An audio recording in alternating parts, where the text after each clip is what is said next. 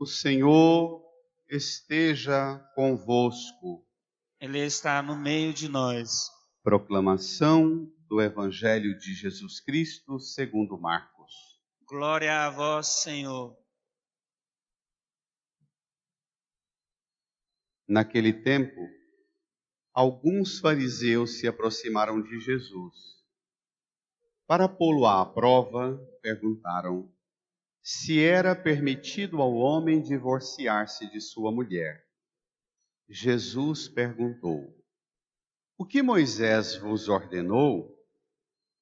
Os fariseus responderam: Moisés permitiu escrever uma certidão de divórcio e despedi-la.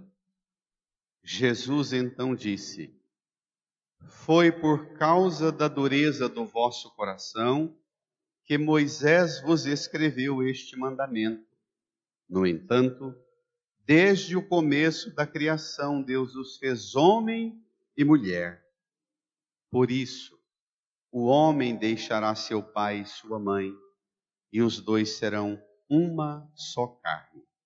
Assim, já não são dois, mas uma só carne. Portanto, o que Deus uniu, o homem não separe. Em casa, os discípulos fizeram, novamente, perguntas sobre o mesmo assunto.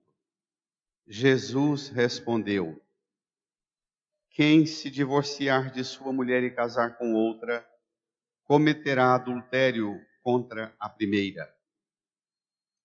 E se a mulher se divorciar de seu marido e casar com outro, cometerá adultério.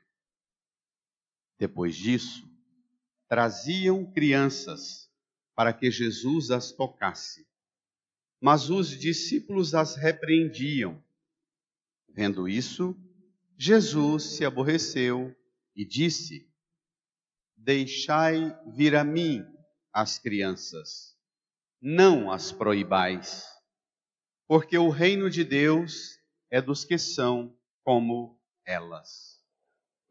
Em verdade vos digo, quem não receber o reino de Deus como uma criança, não entrará nele. Ele abraçava as crianças e as abençoava, impondo-lhes as mãos. Palavra da salvação. Glória a vós, Senhor. Uma salva de palmas para a palavra. Aleluia, aleluia. Aleluia, aleluia. Aleluia, aleluia, aleluia. Aleluia, aleluia, aleluia, aleluia. Rezemos no íntimo do nosso coração, suplicando ao Divino Espírito Santo que abra nossa inteligência e nos faça compreender o sentido da Escritura. Só o Espírito Santo pode nos levar ao pleno conhecimento da verdade das coisas sagradas. Peçamos sua ajuda, rezemos no íntimo.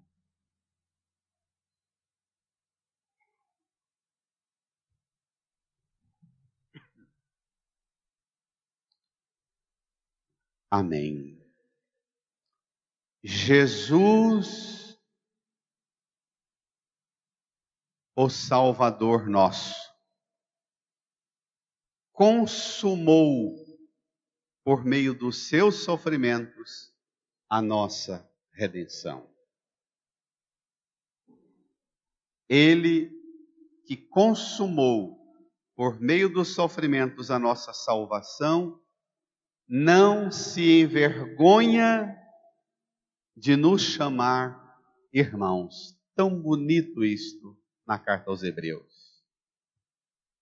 Jesus olha para mim, olha para você, vê nossas fraquezas e ao invés de envergonhar-se de nós, ele leva a nossa salvação pagando o preço com o seu sofrimento, para dizer diante do Pai, diante do mundo, e para vencer o pecado, a morte e o demônio, dizendo que ele não se envergonha de chamar-nos de irmãos dele.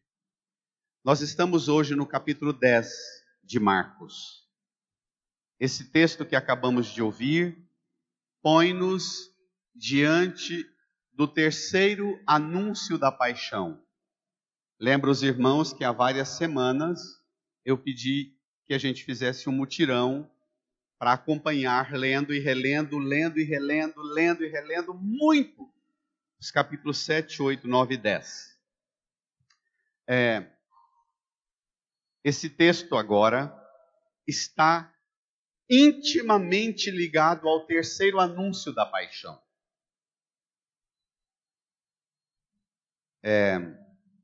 Nós vamos, apesar do clima de euforia das eleições, mas nós precisamos de um esforço além do normal que nós já fizemos para entender a palavra de Deus. Vamos lá? Comigo? Número 9 no seu folheto, Marcos 10, 12, 16. Depois dele anunciar a primeira vez, e Pedro repreendeu a ele, anunciou a segunda vez. Os discípulos ficaram de longe discutindo quem era o maior. Agora, antes de anunciar pela terceira vez, tem uma interferência de um grupo que procura Jesus, não por qualquer razão. Vamos ver? Juntos. Naquele tempo, alguns fariseus se aproximaram de Jesus para pô-lo à prova. Perguntaram se era permitido ao homem divorciar-se de sua mulher. Eles perguntaram isso a Jesus para fazer o que com Jesus? Pô-lo à prova. Pô-lo à prova. Que significa? Clima de rejeição. Clima de desmoralização de Jesus.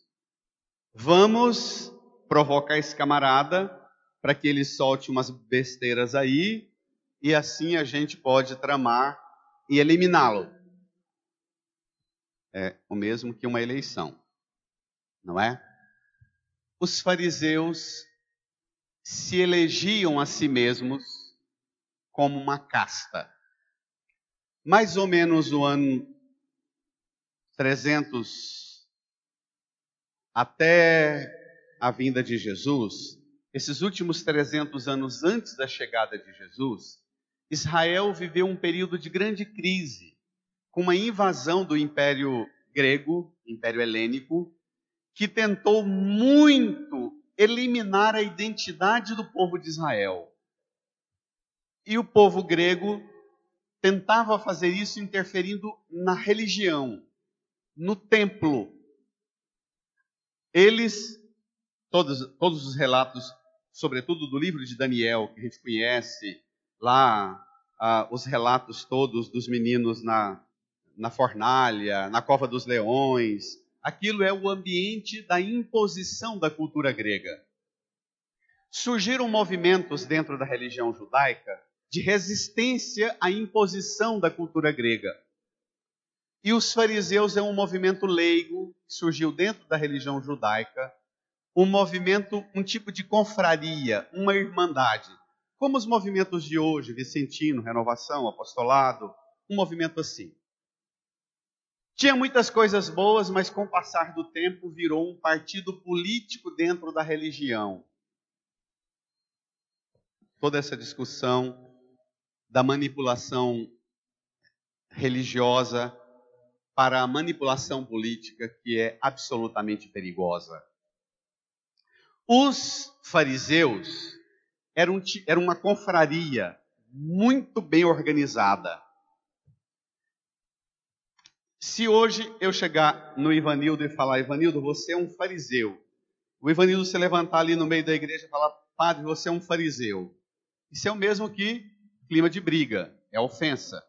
No tempo de Jesus, você chamar alguém, nossa, você é um fariseu, isso era um grande elogio. Porque para ser fariseu, precisava ter algumas características que a gente vai se assustar com elas. Primeiro, para que alguém fosse declarado do grupo dos fariseus, recebesse um título honorífico de fariseu, primeiro, tinha que ser homem, mulher nem pensar. É do ambiente dos fariseus que vem uma expressão muito estranha.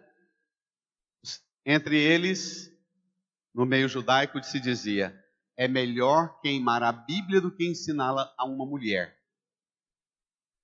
Uma hostilidade enorme, de um machismo violento. Daí você pode, inclusive, entender por que eles tinham tanta dificuldade de aceitar Jesus como Messias, sendo que quem falou o começo da conversa toda foi o anjo Gabriel com Maria. Mulher nem sabe Bíblia. Como é que o anjo vai lá na casa dela e não vem com um de nós ou com sacerdotes para falar para essa mulher? Ela diz: não, estava lá em casa arrumando as coisas, o anjo entrou e me falou e eu aceitei e gerei. Para ser fariseu, tinha que ser homem, tinha que ser perfeito fisicamente, não poderia ter nenhuma deficiência física, nada. Eu, por exemplo, tenho de nascença uma mancha escura na pele aqui. Eu jamais seria aceito, porque isso era todo tipo de marca que era interpretado como carimbo de maldições, de alguma coisa errada no passado. Tinha que ser perfeito fisicamente, tinha que ser puro, de raça pura, filho de pai e mãe hebreu, judeu. Não podia ser misturado com raça nenhuma, não. Ser puro. Então, homem, perfeito, puro. Conceitos muito rígidos. Para ser fariseu, tinha que ser rico, porque ser pobre era sinal de maldição. Para ser fariseu, tinha que saber ler. Menos de 3% da população de Israel, no tempo de Jesus, sabia ler. O fariseu, na imensa maioria, eram ricos comerciantes, que ficavam lá na loja, no balcão, vendendo mercadoria, ficava com os rolos da Bíblia abertos em cima do balcão, lendo, e quando passava um que não queria comprar, ele puxava para dentro da loja e ensinava, e ficava como aqueles, nós mais velhos nos lembramos dos almanaques, que a gente reunia e ficava com aquelas pegadinhas do almanaque aguçando a inteligência da gente. Era uma sabedoria linda aquelas técnicas. Aquele tipo de trocadilho para aguçar a curiosidade. Os fariseus eram um tipo de propagandistas da religião, da palavra. Por último, o último teste para alguém ganhar o título de fariseu era um teste que, se aplicar aqui na igreja, acho que ninguém de nós, a começar por mim, passa por ele. O fariseu precisava saber os 613 versículos que formava a coletânea da lei judaica. O Antigo Testamento, eles leram o Antigo Testamento muitas e infinitas vezes e catalogaram, do começo do Antigo Testamento até o final, 613 leis. Isso não pode, isso não pode, isso não pode, isso não deve. Sabiam de cor. Alguém aqui passa nesse teste? Sem chance, né? Sem concurso para fariseu aqui hoje. Então, os fariseus se organizaram num tipo de confraria, de irmandade, e eles mesmos tinham um tipo específico de veste. As vestes deles eram cheias de medalhas e condecorações e faixas, e tinham coisas que puxavam a imaginação das pessoas, e eles gozavam mesmo de prestígio. Eles ensinavam a Bíblia, os mestres da lei ou doutores da lei fiscalizavam o comportamento de quem dizia que acreditava na Bíblia, e o sacerdote no templo cumpria os rituais. Então eram 3 confrarias: a dos fariseus, ensinando, dos doutores da lei, fiscalizando, e dos sacerdotes, cumprindo os rituais. Bom, eles eram tão rigorosos no modo deles interpretar a Bíblia, que até quando o próprio Deus veio ao mundo, Jesus, a quem Deus fez pouco abaixo dos anjos, eles disseram, para aplicar alguma coisa da palavra de Deus aqui, tem que passar pela nossa tabuada, e nós é que decidimos. E foram a Jesus fazer o teste com Jesus. Chegaram em Jesus para pô-lo à prova, para desmoralizá-lo. O clima é de rejeição. Eles são o primeiríssimo grupo no processo de acusação e de esquema de denúncia que vai protagonizar esse desfecho aqui. É da parte dos fariseus que começa a levantar algumas restrições e alguns rótulos em Jesus. Ele é blasfemo, ele é herege, ele é isso. Eles é que vão catalogar uma lista de acusação para desenrolar no processo da morte de Jesus. Chegam em Jesus para fazer uma pergunta. É permitido ao homem se divorciar de sua mulher? A partir de agora, repito, nós precisamos fazer um esforço. Nós vamos entrar agora no clima da filosofia. Vamos ver? Num ambiente de raciocínio lógico, da filosofia do direito. Jesus perguntou, brada, todo mundo leia, o que Jesus perguntou? O que Moisés vos ordenou? Uma pessoa arrogante, orgulhosa, prepotente, quando ela quer te expor, ela te expõe fazendo pergunta para te desmoralizar. Mas não tem nada que irrita mais um arrogante do que você responder fazendo pergunta para ele. Porque ele acha que ele não tem obrigação de te responder nada. E você é que é o submisso. Isso é próprio da pedagogia da opressão, da pedagogia dos prepotentes. E Jesus, tranquilo, fala, vocês sabem a Bíblia de cor? O que Moisés ordenou? O velho ditado popular, o peixe morre pela boca. E eles respondem a Jesus. Vamos ver a resposta? Veja. Os fariseus responderam, brada? Moisés permitiu escrever uma certidão de divórcio e despedi-la. Moisés permitiu escrever uma certidão de divórcio e despedi-la. A gente está gravando a homilia e para ficar na internet melhor, quando eu falar vocês leiam, ajude a ler pausadamente no microfone. Pega aqui. Senão, as pessoas têm pedido. Vamos lá. Eles dizem, Moisés permitiu. Agora nós precisamos de um avanço. Que diferença tem a lei com uma licença da lei? Eles partem do raciocínio da brecha da lei. Uma licença não é um mandamento. Jesus passa da declaração que permite para a declaração que fundamenta o casamento. De uma permissão para o divórcio para uma declaração que fundamenta o matrimônio. É muito além.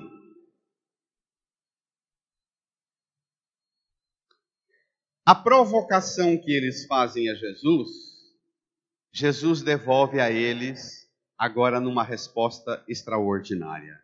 Vejamos. Vamos lá? Versículo 5.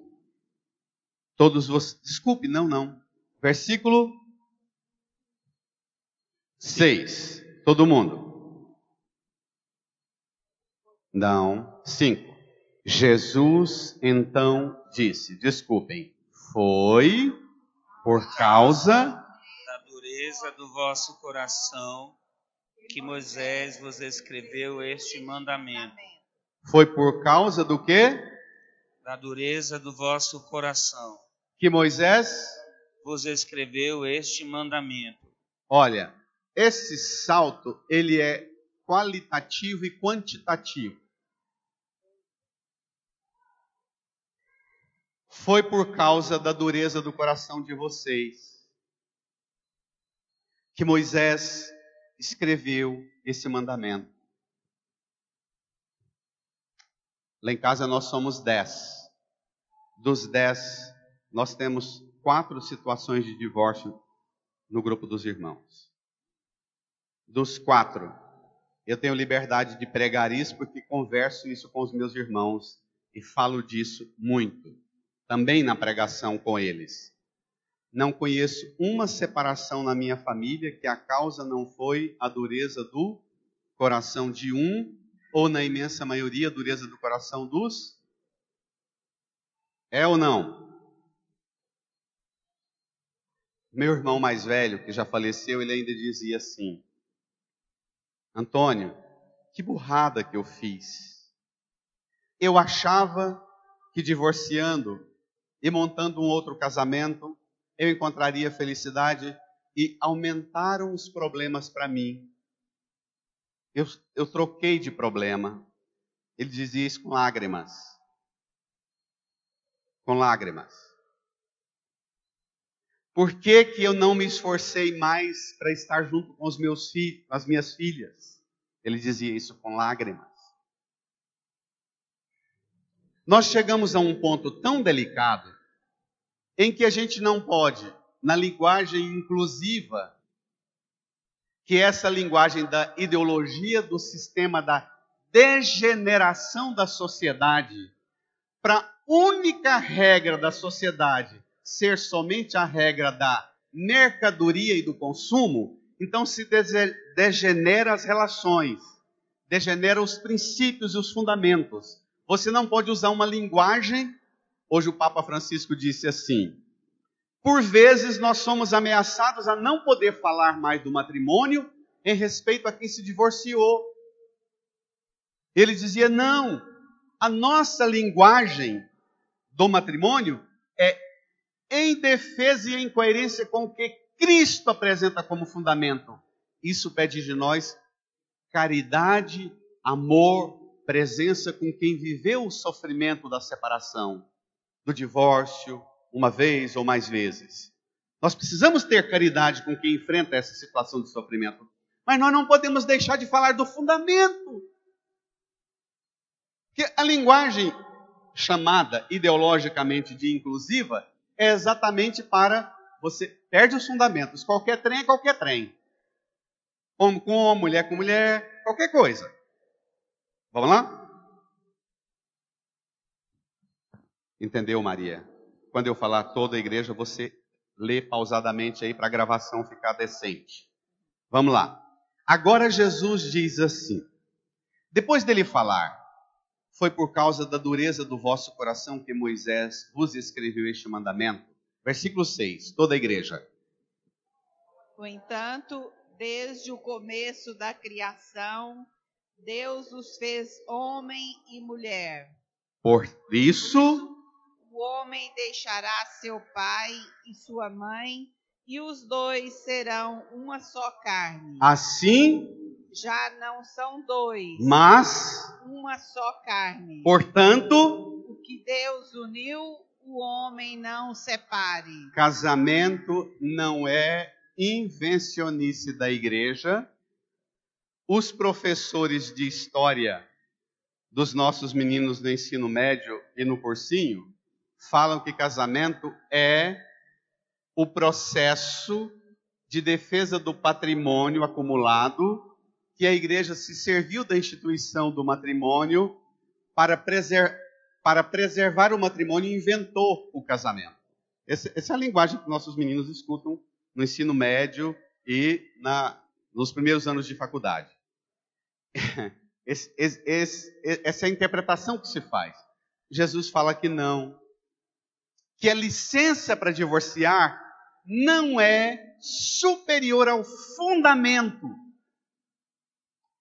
O verbo que Jesus usa é: o homem deixará seu pai. Significa ruptura com o ambiente, com o conforto da família, ruptura, deixar, entrar e criar uma nova realidade, a família. Este processo que supõe renúncia do homem, da mulher, supõe a caminhar, avançar, traz consequências, porque é resposta a um movimento divino. Você que casou e casou na igreja, você foi casado porque Deus te conduziu até ele, Deus te conduziu até ela.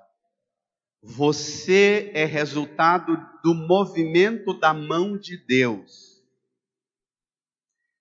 Tudo que você tem das suas convicções mais profundas, quando entra no ambiente do matrimônio e da família, você só tem 50% de argumento. O resto é uma só carne, o resto depende dela, depende dele. Tá claro? Tá claro? Dizer que é uma só carne é dizer que se tornou uma realidade nova. Do que era dividido, Deus fez um. Por isso, o casamento é indissolúvel, porque é movimento da mão de Deus. De vez em quando, aparece para nós situações assim. Sem julgamento se a pessoa tem ou não razão. O camarada procura o padre dizendo assim, olha, eu fiz muita besteira na minha vida, casei sem juízo, casei sem saber muitas coisas, não levei muito a sério o casamento, mas a minha esposa não prestava, ou meu marido não prestava. E eu quero, agora, depois de muitos anos, muito sofrimento, eu conheci uma pessoa, quero casar com ela, e eu fiquei sabendo que eu posso pedir para a igreja anular meu casamento. E aí a pessoa vem, mas vem com fúria. A gente diz assim, a igreja não pode anular casamento. A igreja não tem autoridade para declarar um casamento nulo, para anular um casamento.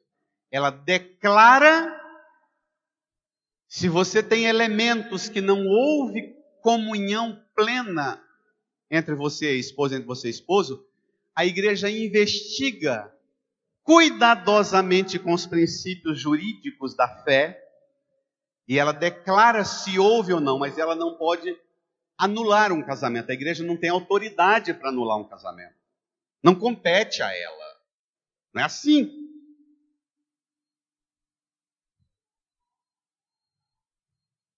E ainda mais quando a pessoa diz, não, mas eu quero declarar nulidade porque eu agora conheci uma pessoa legal, ela é católica e quero casar com ela na igreja. Quantos casamentos que são declarados nulos, mas vêm com restrições, dada a falta de zelo, de amor, de responsabilidade que foi no modo de viver a fé naquele casamento, essa pessoa, a igreja declara que esse casamento foi nulo, mas essa pessoa não tem condições na fé de assumir um outro sacramento. Não pode?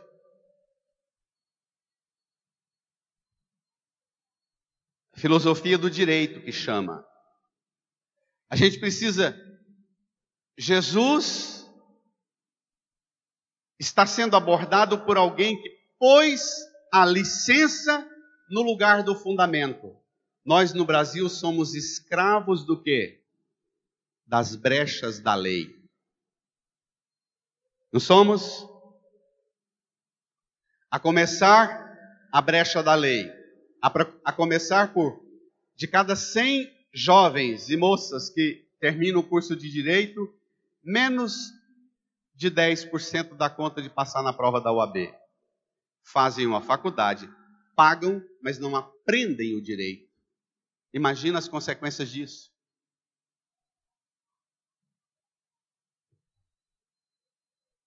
Imagina as consequências dramáticas disso. Nós conhecemos todos advogados que ganham fortuna de dinheiro porque descobriram brechas da lei. E são capazes de inocentar criminosos dos mais altos níveis, porque descobriram como fazer assim na lei e convencer com argumentos. Isso existe, gente? Isso não é lei, isso não é justiça. Porque a justiça ela tem que ir para o fundamento e não para a brecha. Nós somos escravos da brecha, também na fé, também na família, nós somos escravos das brechas. Nós somos escravos das rotas de fuga. E Jesus está dizendo que não é assim. O plano de Deus não é isso. Vamos ver? Versículo 10. Em casa, toda a igreja... Os discípulos fizeram novamente perguntas sobre o mesmo assunto. Jesus respondeu, brada: Quem se divorciar de sua mulher e casar com outra, cometerá adultério contra a primeira. 12. E se a mulher se divorciar de seu marido e casar com outro, cometerá adultério. Continua. Depois disso, traziam crianças para que Jesus as tocasse, mas os discípulos as repreendiam. A conversa era sobre matrimônio, foi desembocar em criança. Porque quem são as vítimas do divórcio? As crianças, os filhos. É claro.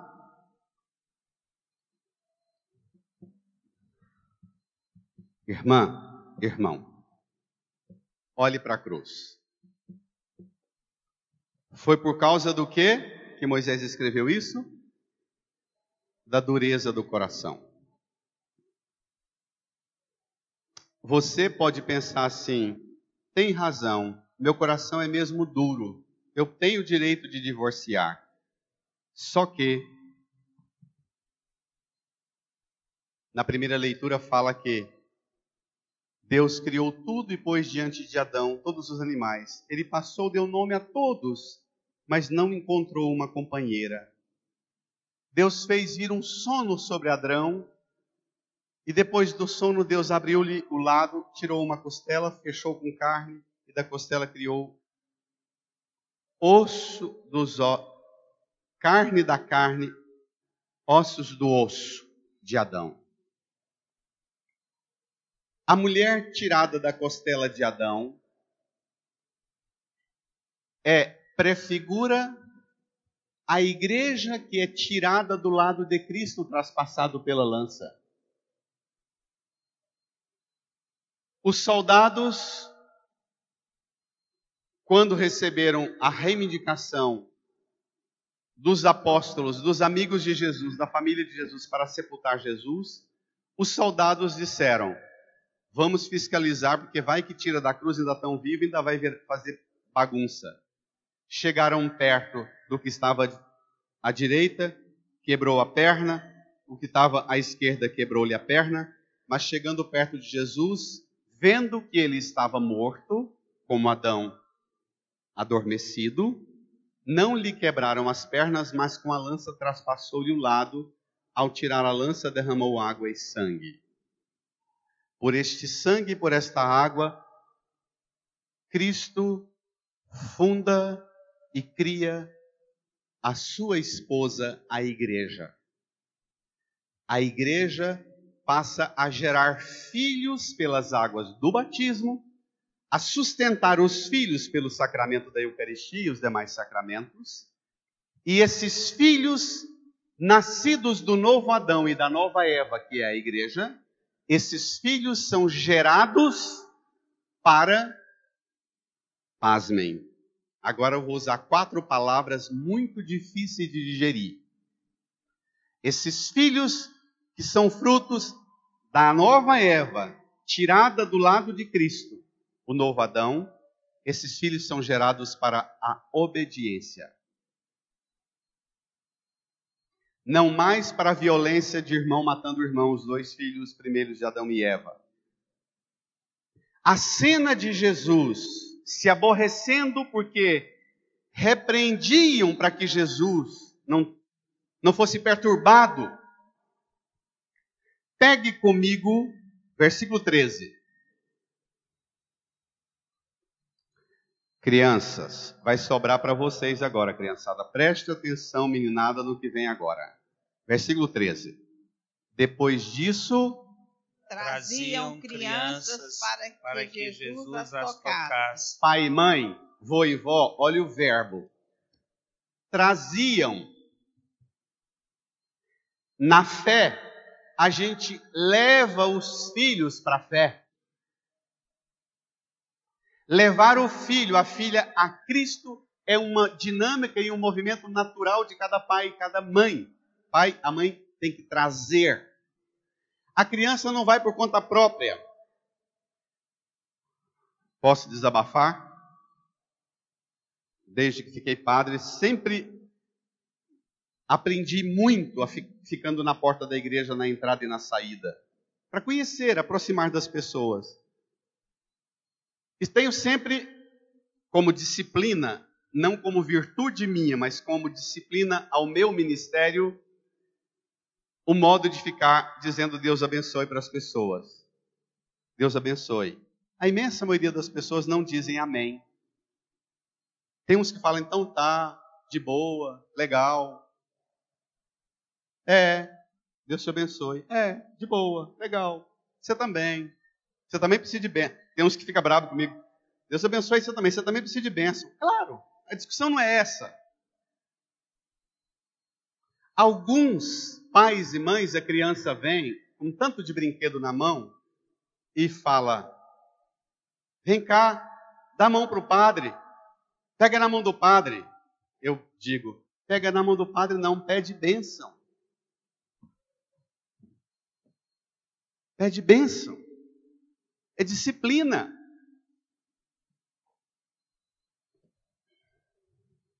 É muito estranho onde nós estamos entrando. Traziam crianças para que Jesus as abençoasse, as tocasse. Mas os discípulos as repreendiam. Veja o que vem agora. Crianças, meninos e meninas, pai e mãe, vô e vó. Vamos lá?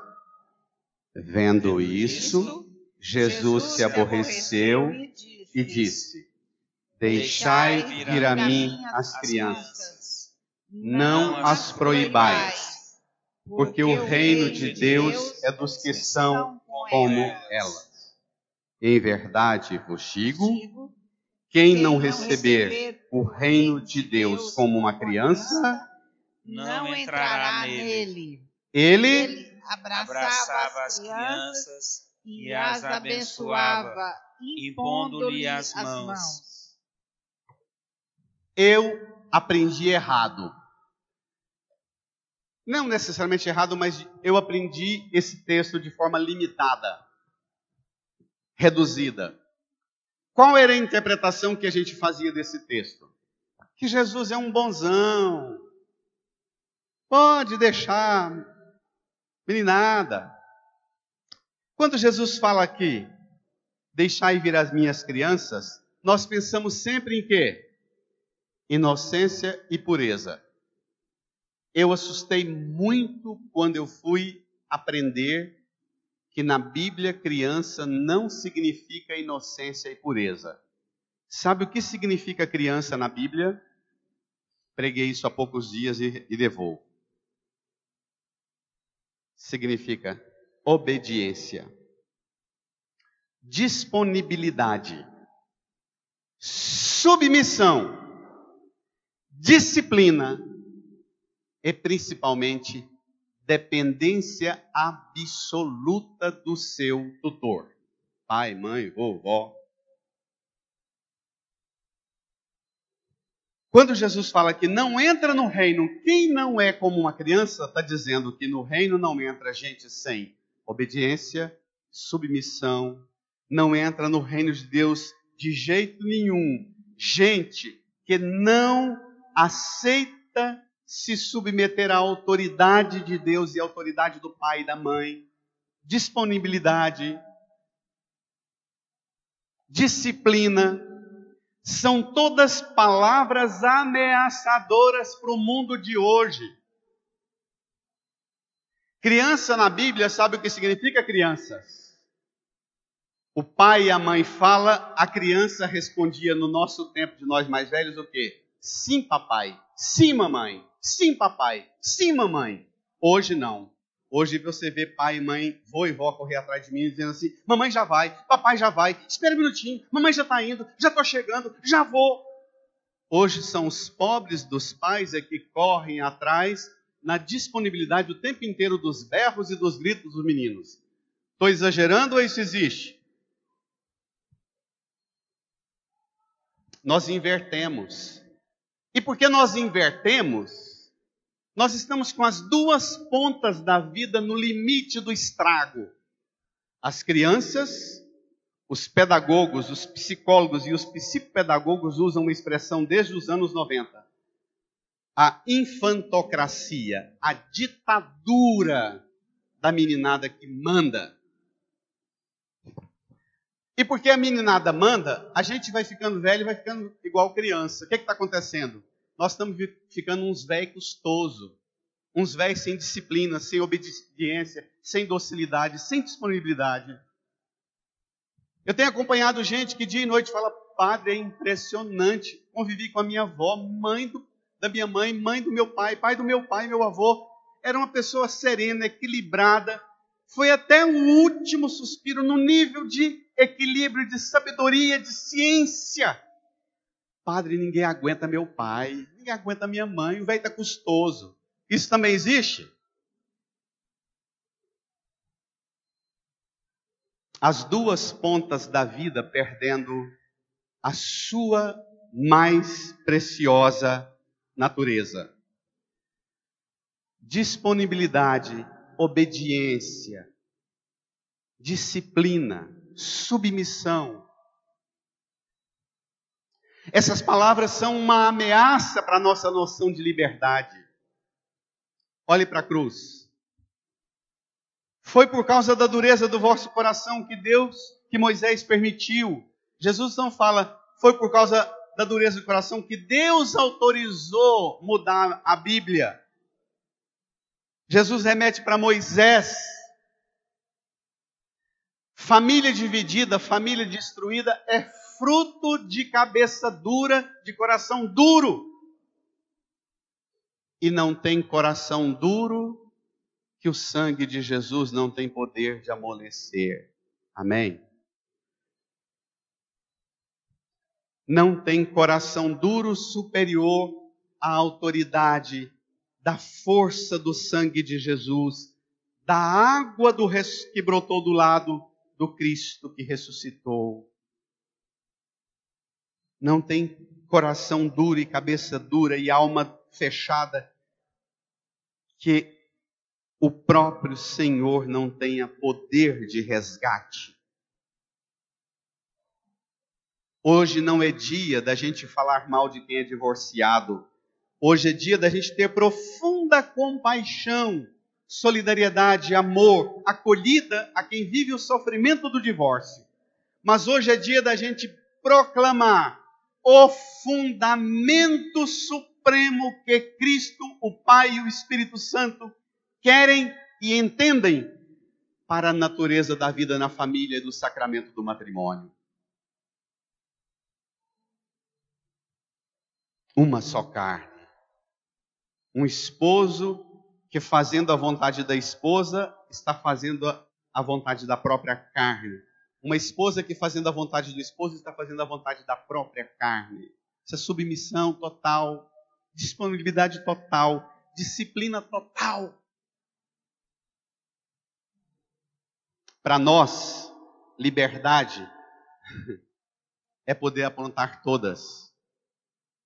Cristo ensinou que liberdade é a gente olhar para todas as possibilidades do mundo e dizer, a mim interessa fazer a vontade do meu Pai. Quando nós rezamos o Pai Nosso, seja feita a vossa vontade na terra, no céu. Seja feita a vossa vontade na minha mente, no meu coração, na minha boca, no meu ouvido, nos meus olhos, na minha alma, no meu espírito, na minha casa, no meu trabalho. Seja feita a vontade do Senhor e não a minha. A submissão ao Senhor, ao querer do Senhor, à vontade do Senhor, ao plano do Senhor, não a minha. Cristo pode reinar na sua casa e na sua família, se você permitir que ele amoleça a dureza do coração que tem estragado e ferido a sua família, a sua casa, seu casamento. Não tenha medo de pôr-se na presença dele. Incline a sua cabeça. Põe os seus filhos, põe os seus pais na sua oração agora. Apresente ao Senhor a sua oração pela sua família, para que o Senhor cure todas as feridas que destroem o seu lar, sua família. Peça do Senhor a cura, a restauração.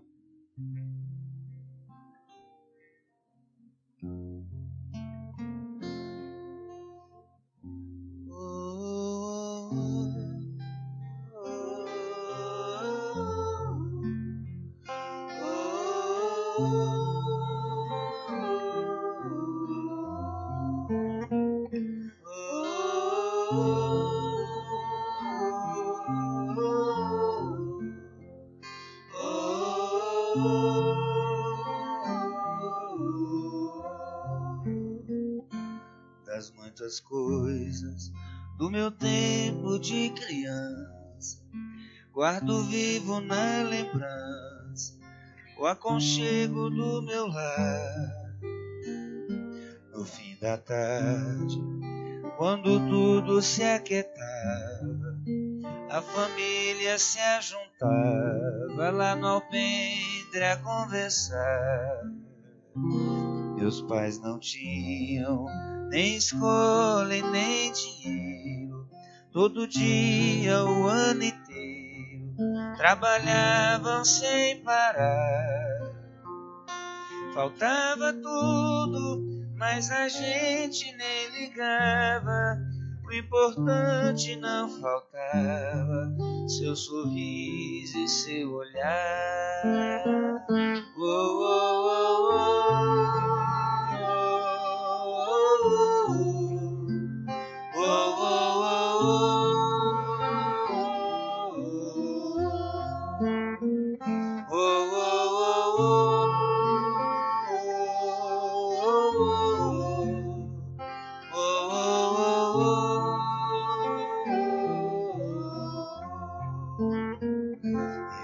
Tantas vezes vi meu pai chegar cansado, mas aquilo era sagrado.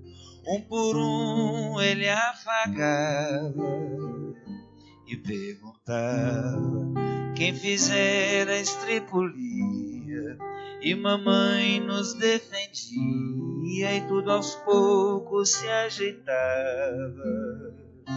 O sol se punha, a viola alguém trazia, todo mundo então pedia pro papai cantar com a gente.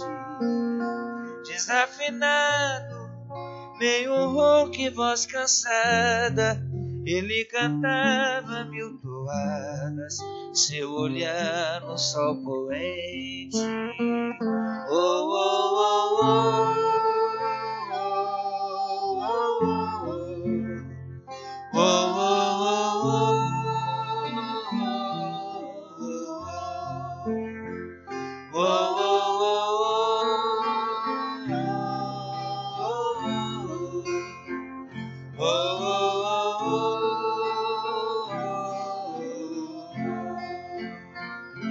Passou o tempo e hoje eu vejo a maravilha de se ter uma família, quando tantos não a têm. Agora falam do desquite ou do divórcio. O amor virou consórcio, compromisso de ninguém.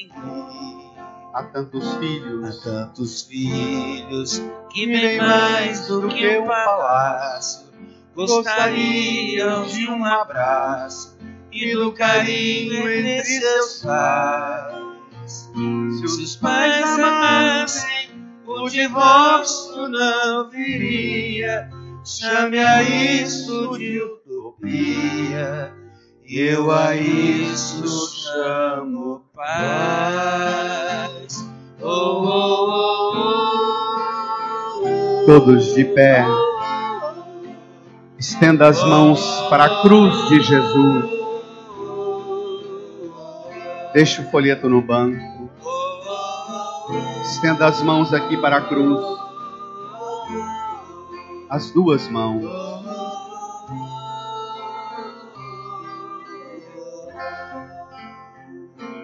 Diga comigo, Jesus, eu creio firmemente. Eu creio firmemente nesta palavra que ouvimos e meditamos. Eu aceito a autoridade do ensinamento do Senhor sobre minha vida, sobre a minha família. Hoje eu te entrego a minha casa, as feridas da minha família, fruto da dureza do nosso coração,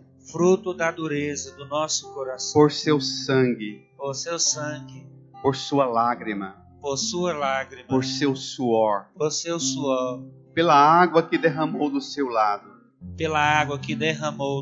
Eu te peço um milagre, uma graça. Cura a dureza do meu coração. Põe a mão no seu coração. Incline a sua cabeça. E peça de Jesus a cura de tudo aquilo que tem provocado ferida, divisão, mágoa, ressentimento na sua família, na sua casa. Se você já passou pelo sofrimento do divórcio, as feridas que ficaram com as pessoas daquela família com quem se rompeu, os filhos, põe essas feridas também nas mãos de Jesus. No lado de Jesus traspassado está a cura para você, para sua família, para sua casa.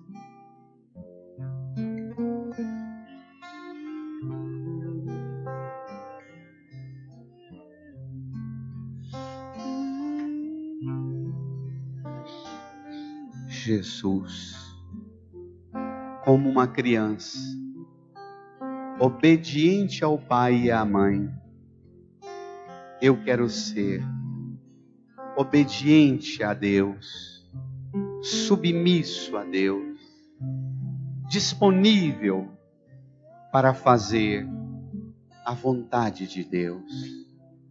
Jesus, não me deixe ter medo de ser livre para obedecer em tudo a vontade de Deus, na minha família, no meu lar, que eu te entrego a minha vida, a minha casa, e falo ao Senhor: toma conta, reina, guia, governa tudo que eu enfrento na minha família. Obrigado, Jesus. É sua a minha família. Obrigado, Jesus. Agradeça a Jesus pela sua família, seu pai que te levou para a fé, sua mãe. Agradeça a Jesus seus filhos, a graça de ser pai e mãe. Agradeça a Jesus sua esposa, seu esposo. Agradeça a Jesus. Nós te louvamos, te glorificamos, porque a família é uma instituição sagrada que ninguém pode mexer. É obra da mão do Senhor, a minha família. Obrigado, Senhor. Obrigado. Amém. Amém.